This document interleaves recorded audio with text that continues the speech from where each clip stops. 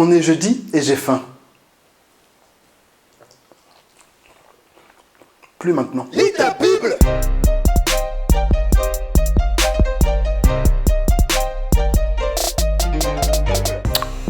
Bonjour à tous, je suis le pasteur Tito Moutibel et vous regardez Lis ta Bible. Chaque jour, on lit quelques versets et on étudie la Bible ensemble. Le texte du jour est Jean chapitre 3, versets 13 à 18.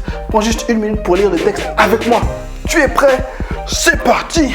Pourtant, personne n'est monté au ciel, sauf le Fils de l'homme qui est descendu du ciel. Dans le désert, Moïse a placé le serpent de bronze en haut d'un poteau devant tous. De la même façon, le Fils de l'homme doit être placé en haut devant tous.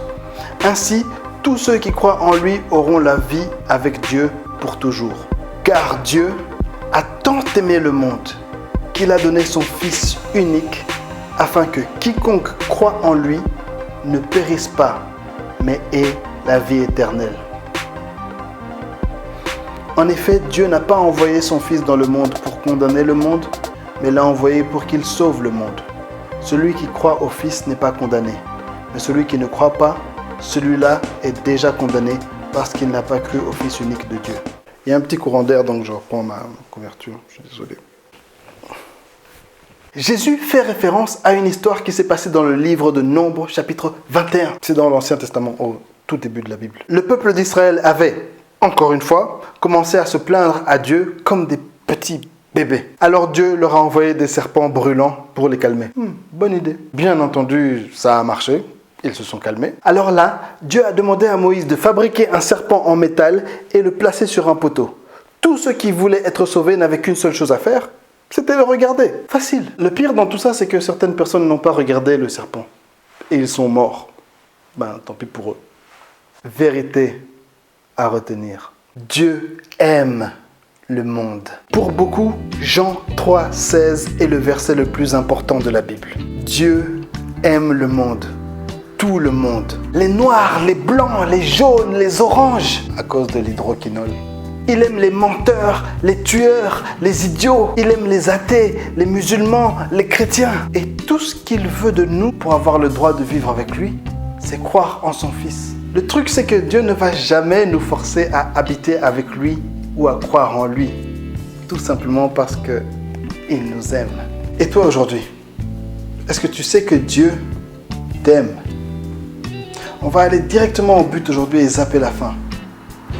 Dieu a aimé le monde. Dieu t'aime. Il veut être ton Père et que tu sois son enfant. Mais tout ce que tu as à faire pour y arriver, c'est simplement croire en lui et l'accepter dans ton cœur, l'accepter de lui obéir et de le suivre toute ta vie. Si tu n'as pas encore pris cette décision, répète simplement ces quelques mots après moi. Seigneur Jésus, je te remercie pour ton amour pour moi. Merci d'être venu sur terre pour moi, d'être crucifié pour moi et ressuscité pour moi. À partir d'aujourd'hui, je te donne ma vie. Entre dans mon cœur. Deviens mon maître, mon Seigneur. Je veux vivre pour toi, marcher avec toi tous les jours de ma vie. Je renonce au péché et je veux aller vivre dans ton royaume. Amen. Passe une superbe journée et sois la lumière du monde.